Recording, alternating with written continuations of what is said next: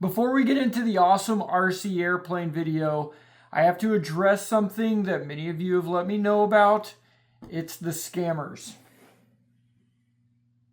They'll hit you in the comments section, say, hey, you want a free iPad or something like that. We've never done that. And if they try to send you to a link and it looks exactly like my profile, don't do it. Flag it as spam, scam, whatever. Flag it to get it off of there, because I have been scammed myself and it's no fun. And that is why today's video partner is NordVPN. Go to nordvpn.com/Jimmy's World to learn more. The real Jimmy's World, not the scammer one. They make the profiles look exactly like me. Look on this one right here. This is one. It looks, it's my picture, but it's not a capital W. And then down here it says official Emmy's World, not Jimmy's World. And then something there.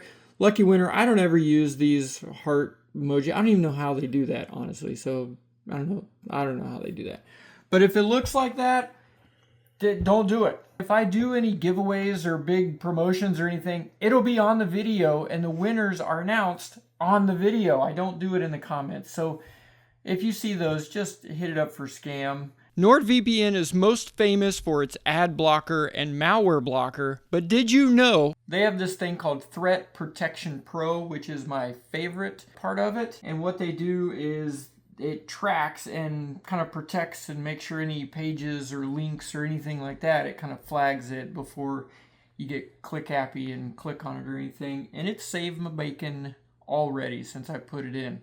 Not only are they a VPN like a traditional VPN, and by the way, they are the best in the business, they have a 30-day money-back guarantee. If you don't like it, just ask for your money back in the first 30 days after signing up, and they'll give your money back, no questions asked. This is a Jimmy's World exclusive offer.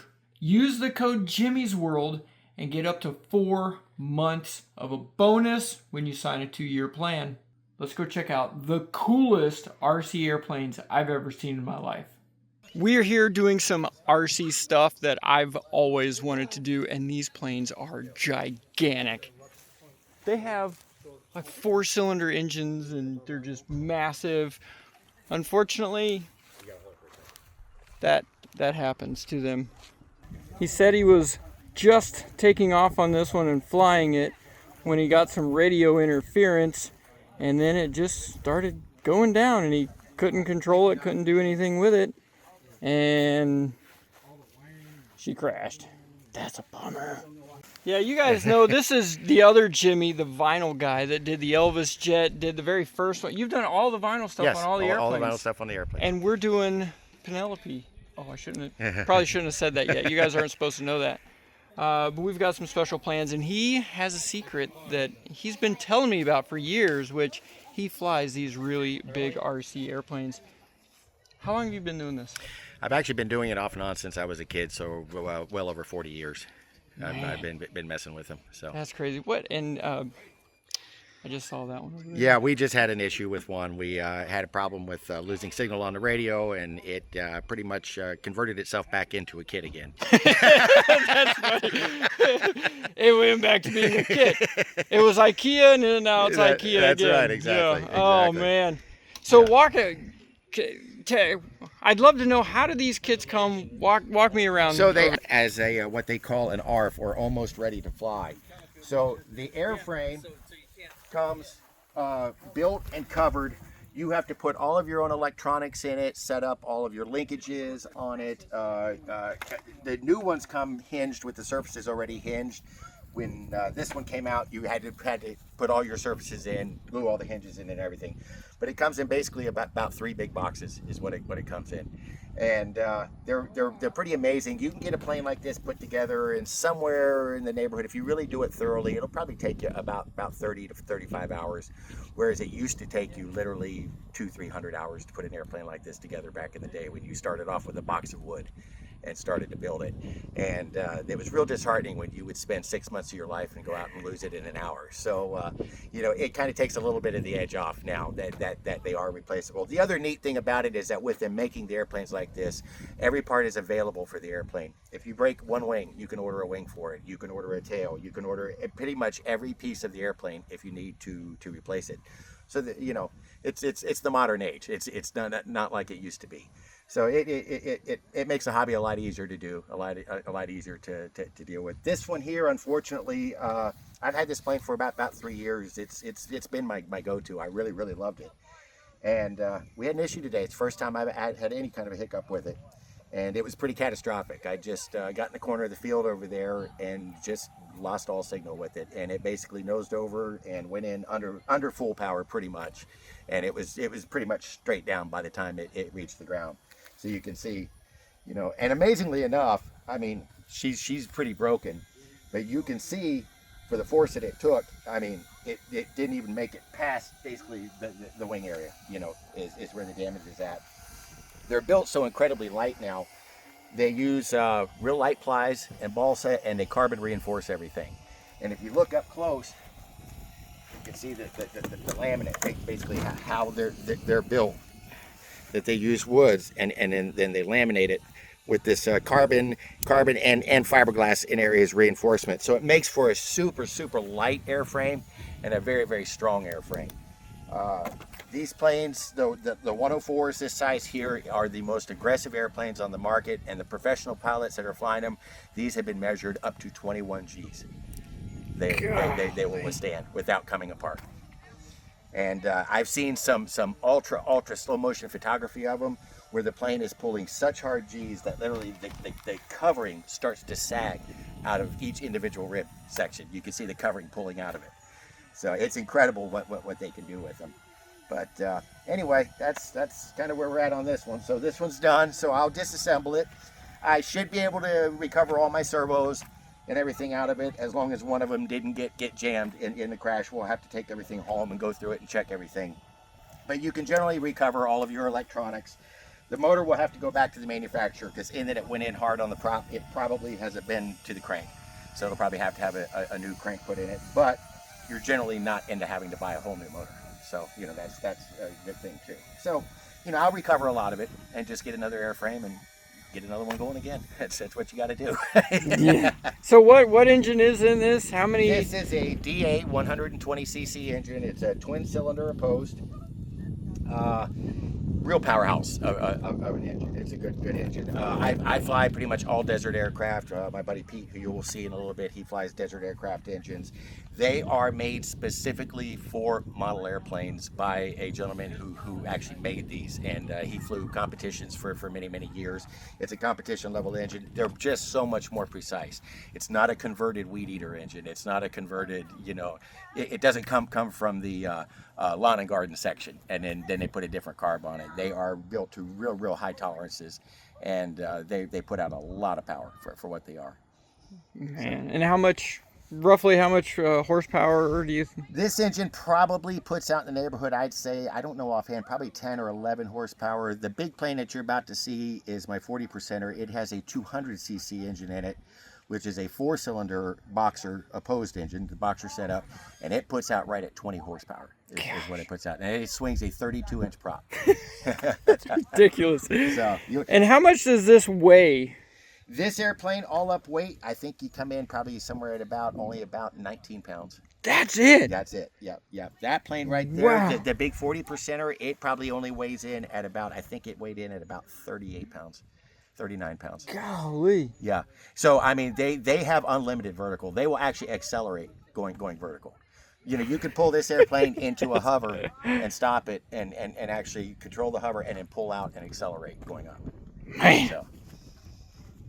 Oh, that's fantastic. Yeah. Well, I'm sorry for your loss. Yeah, well, you know what? It's part of the game. If this is going to make you quit, then don't start. Yeah, that's right. You know, get used to this. This happens. But you know, if you get to know what you're doing and you set them up right, this doesn't happen a lot. To be honest with you, this is my first crash in probably, honestly, 2 years since I've lost an airplane like this catastrophically. I've had little mishaps where you know, I haven't destroyed one.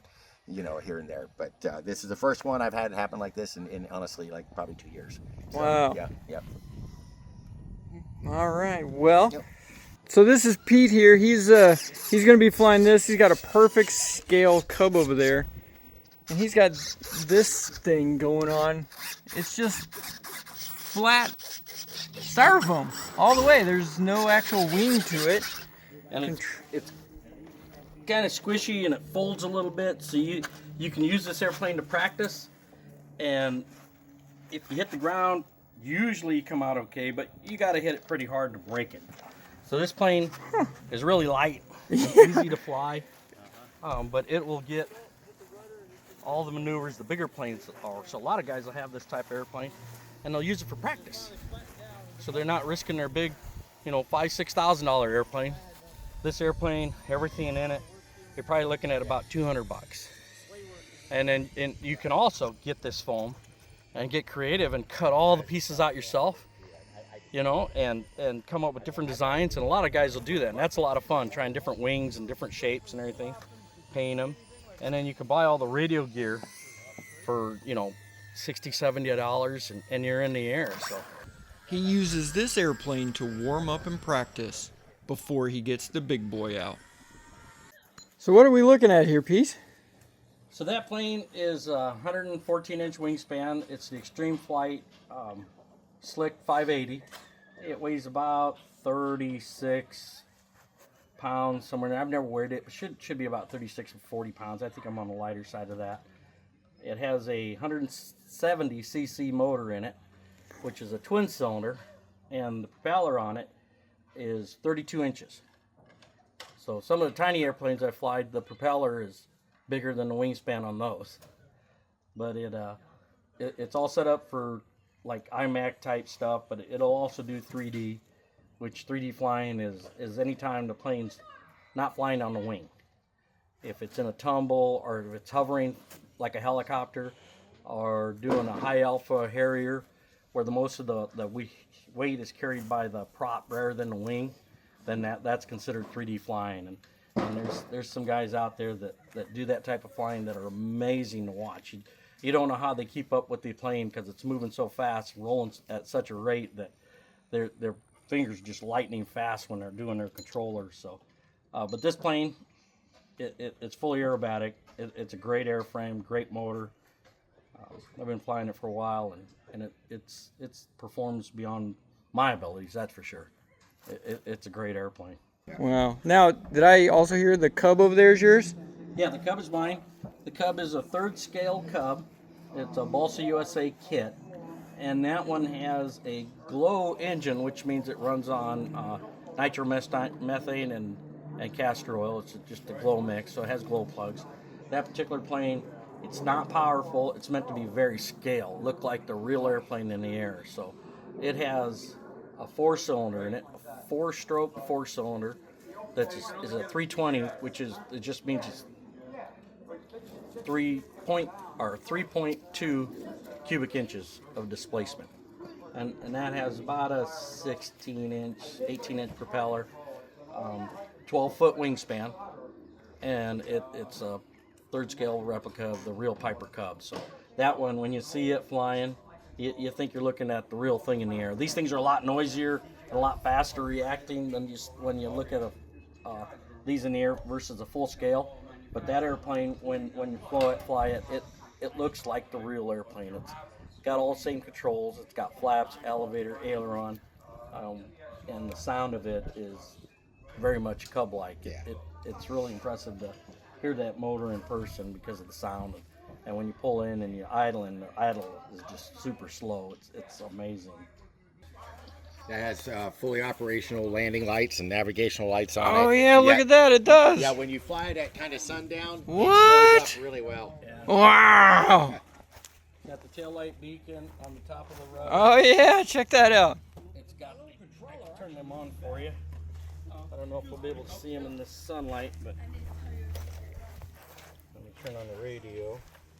You've got the instruments are in there and everything. Yeah, it's got seats, and It's got the same bracing. That is, man, scale is. the Yeah, it's got all the pinking tape and the inspection covers. Yeah, wow, the detail is crazy. And then it's got the 4-cylinder engine in it. They're even shaped like the tail. Oh, look at that! So there's the beacon, the wingtip lights. Oh yeah, they're right even here, in the right the- spot. Look at that. The landing lights will turn on approach for That landing. is crazy. Wow. And then it's got the green wingtip on the right wing. And then the beacon on the top of the rudder. That is unreal. We can go ahead and fly this one right now. The latches. Oh, I mean, it's up to you. I'm just. It's turned on, radio's on. Did you feel it back up, Pete? Yep, Okay. filled her back All right, up. all right. Don't do that. We've done that before. You forget to feel them. Yeah, Hey, it went to glider mode. that's right. I didn't know you had a glider button on this. Switches are all on. Close the door here. I expect the switches on the inside, and the door has a little latch on it. That is crazy.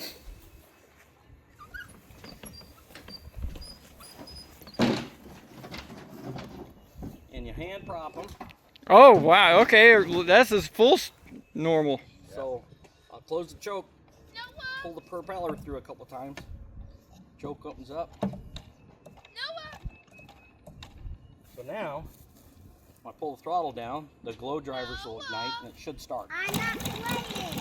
That is that is awesome.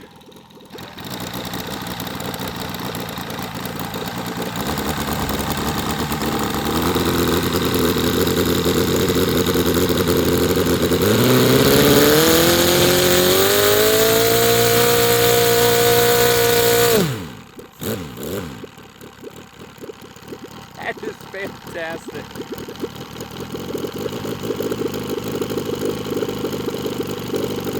Pull the taxi out and take off.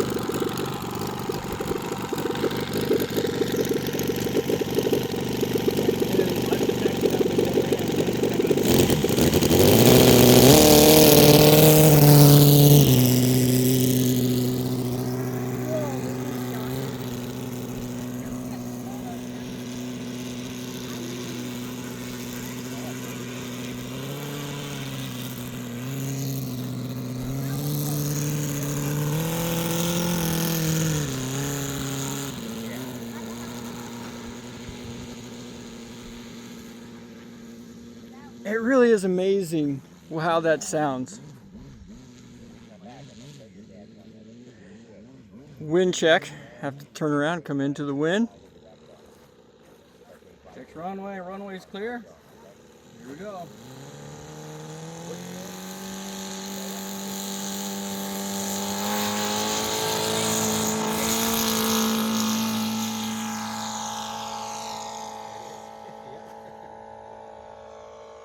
Isn't that neat?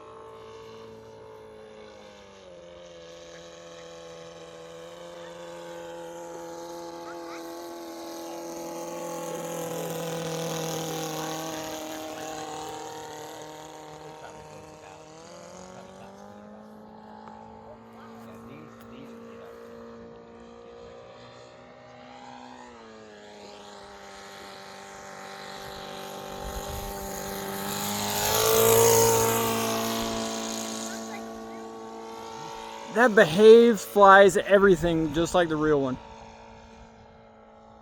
Yeah, all the same control surfaces, everything the full-scale Cub has except for me. Yeah. It's like I tell people, they are real airplanes. They're just smaller, you know. I can walk away from any crash. So right now I drop the flaps, pulling back throttle, and you can see the slow flight characteristics.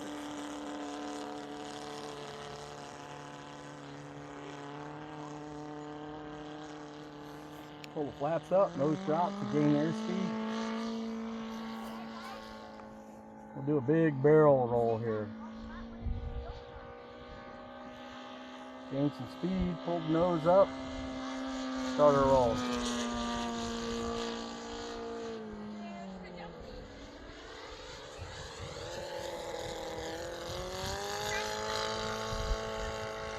That's just like a full scale. This one has what I call scale power, so it won't climb forever. You got to pull the nose up and manage your climb.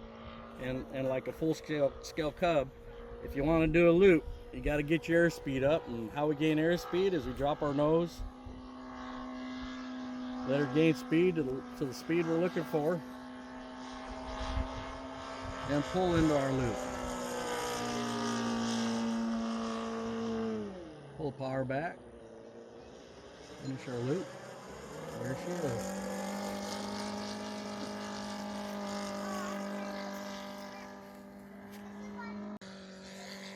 Just so you know, the wind's coming back out of the right again. Is it? Okay. Yeah. We're gonna do a touch and go from the left. I don't know if we'll be able to see it today, but as I make my turn on my landing light.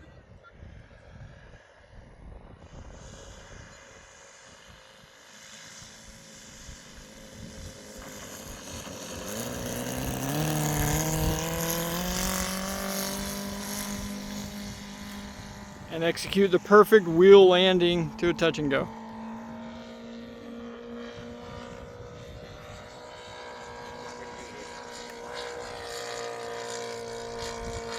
Come in around for one more. Looks like our wind's about perfect. Coming into the wind. We'll switch on that landing light.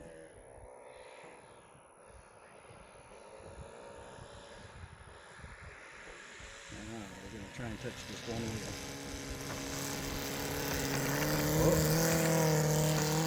Well, we succeeded, just didn't like all them bounces. Well, that's my normal real airplane landing. As you can see, it's got functional Wow. landing gear and functional struts. Everything the full-scale Cub does, it does, except for hurt me. So on the landing gear, does it have suspension and bungees just like a real one? Exactly like the full-scale Cub. Underneath them covers that you've seen on the ground, there are bungees under that. Wow. Well, I'm actually using O-rings because they're a lot smaller. And then we'll go up, we're gonna get some altitude here, some safety. And we'll do a spin. Keep the nose up, pull back power until that wing stops flying. And then she drops.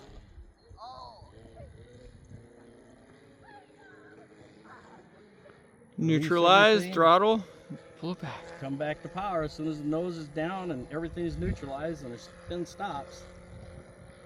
This plane has probably a little more agility than a full-scale Cub because it'll actually do a snap roll. I'll do a snap roll here and get a little height up, get some speed up, pop the nose, and she snaps.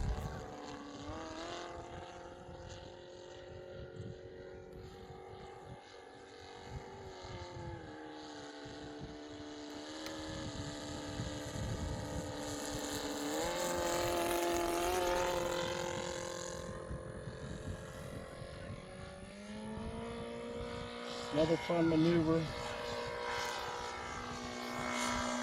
what we call a flat turn.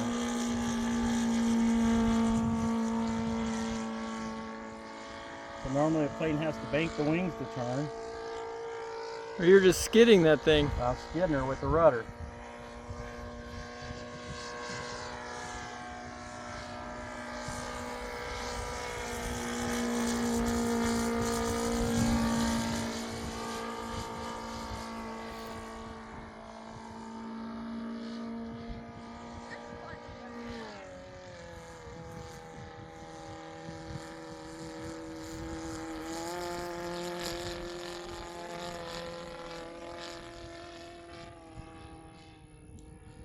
Do a nice low scale flyby here.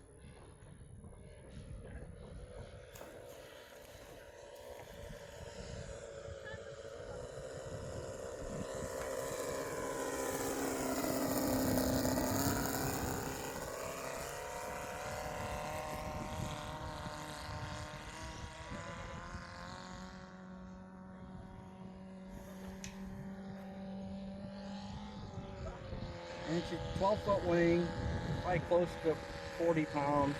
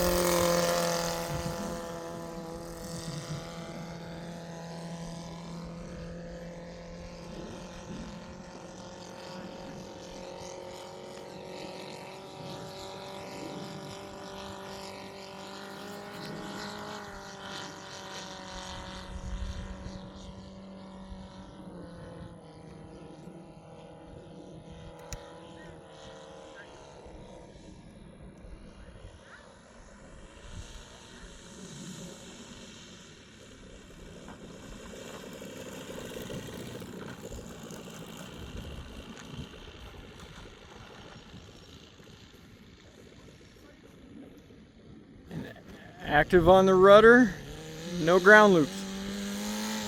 Yeah, Cubs love the ground loop, and it's true with the models too. So you got that tail wheel planted, you're really at risk of a ground loop.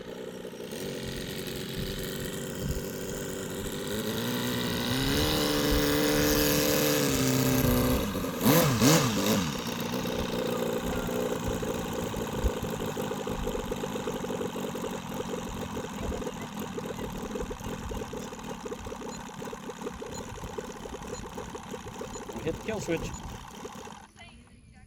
That was awesome. Man, it blows me away how accurate. The way it was flying, the way it would pitch into a turn, and using the rut. I mean, all of it was so accurate. It's crazy. It's the real thing. It's just a tiny version of That's it. right. It's a real every airplane. function, I mean, every it does control. everything the real plane does. It's smaller. That's all it is. Has the same tendencies, the same performance. Now you could take these planes in the model form and put a lot of horsepower on them and literally hover them like a helicopter and do all that, but it's fun to fly like this, to fly scale and make them look like the real airplane in the sky. Now this is going to be an entirely different type of flying. You're about to see. Not the nice peaceful cub flying. No. This is time to slam a some sort of power drink and go for it. Oh, you can hear that's different.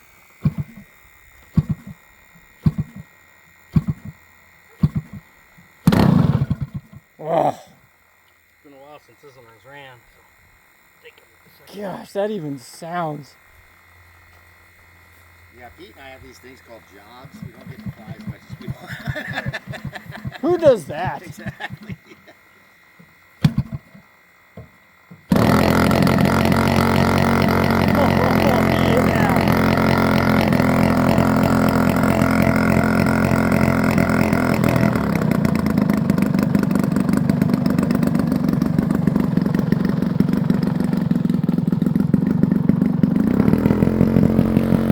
Oh man, the air coming off of the back of that's crazy.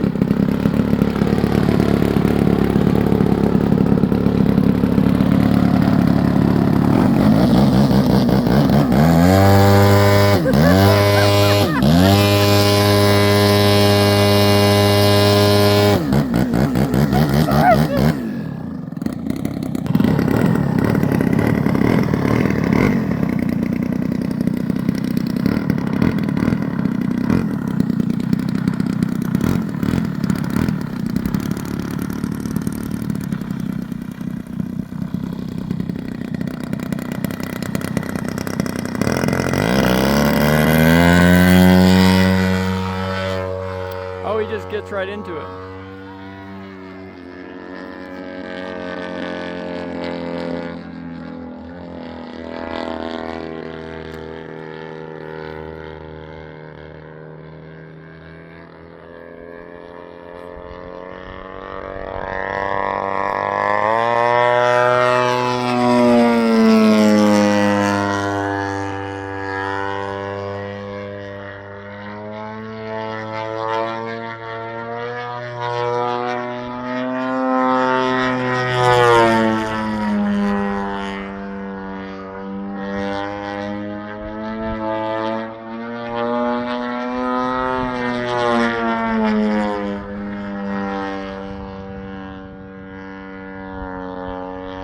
Where'd it go?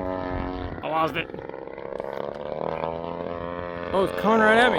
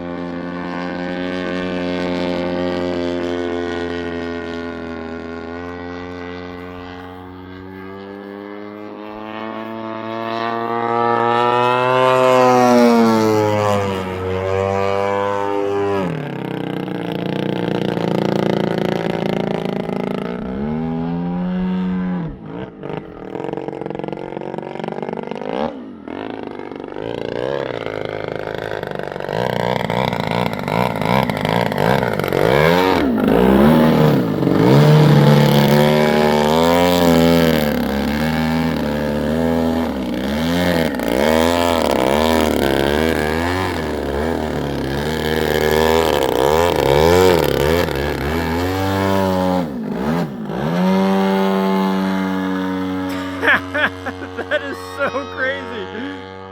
What?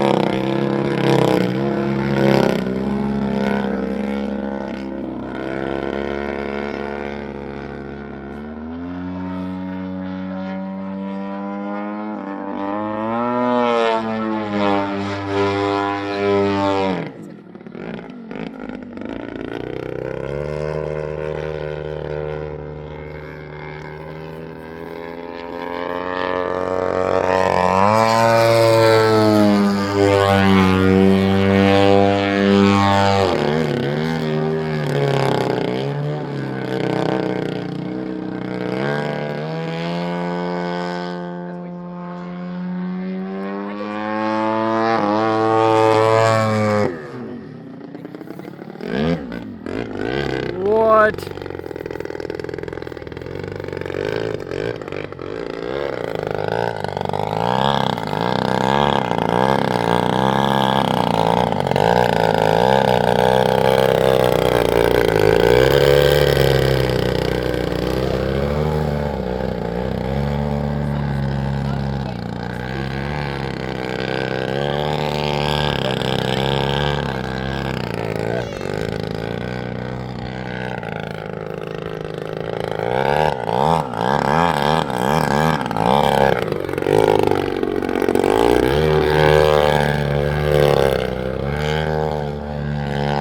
That is wild.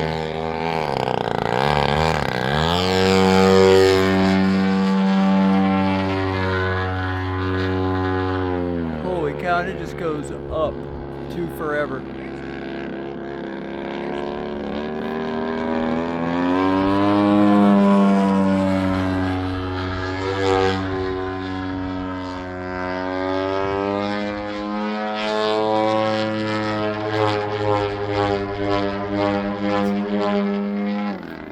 Silas, we did that in a real airplane.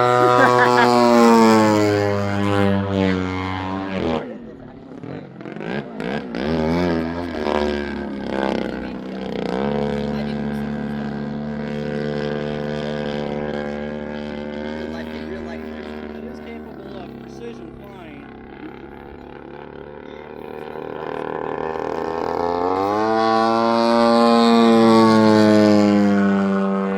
Oh, whoa! I don't know if you can see that in the camera, but it is doing a roll and a turn and a loop all in the same time.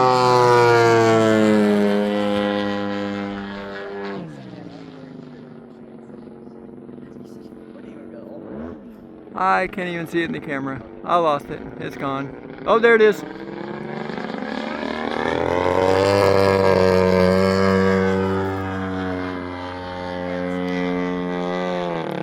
This reminds me of those guys that are on the camera at a golf tournament, how they keep their camera on that golf ball.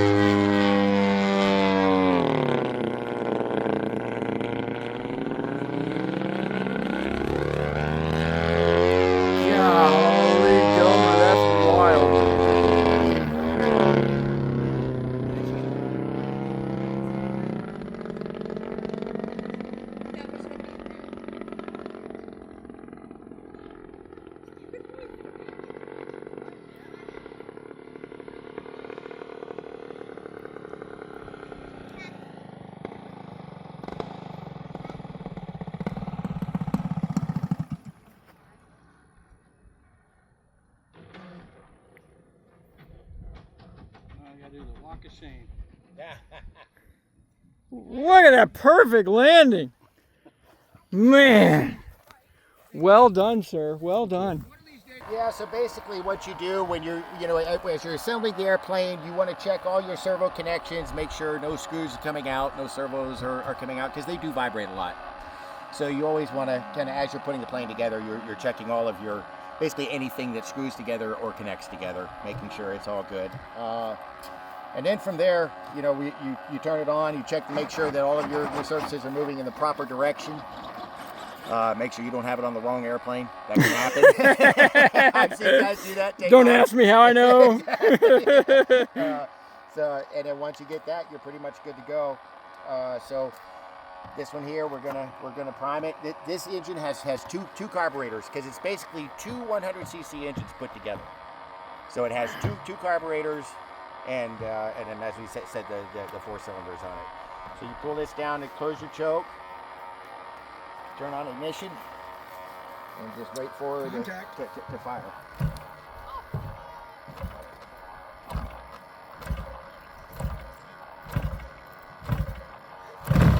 All right. This engine has a very distinct sound, and it's a 4-cylinder. The firing on it is much closer together, so it sounds more like a Formula One car. It's also on canister mufflers, which gives it a very unique sound. You'll hear the difference as opposed to that plane over there.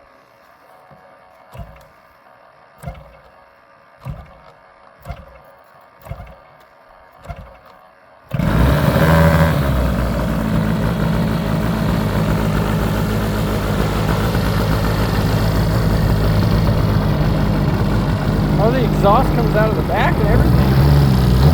Watch all the wind.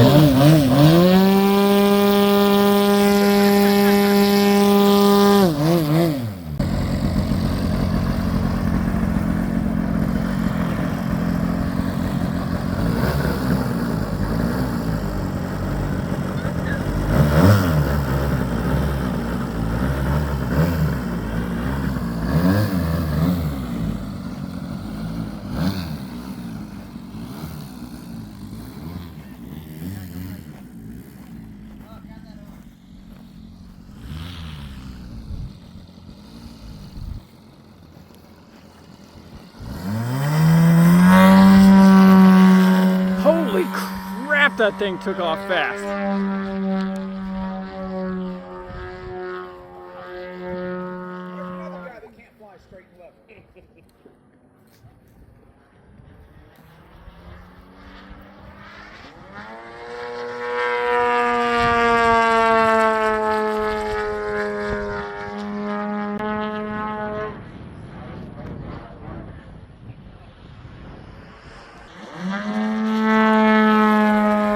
Man, that thing is so fast. Oh yeah, it accelerates in a Gosh. It's not lacking for horsepower.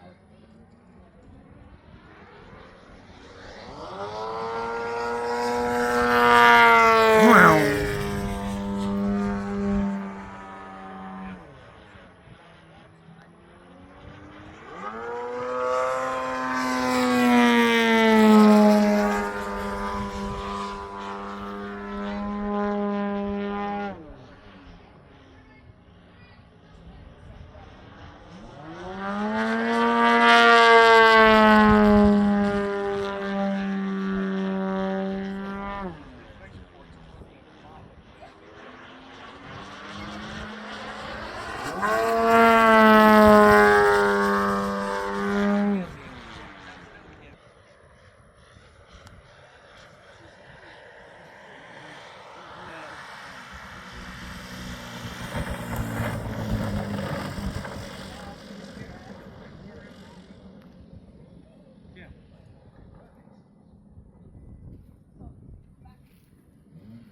That's awesome.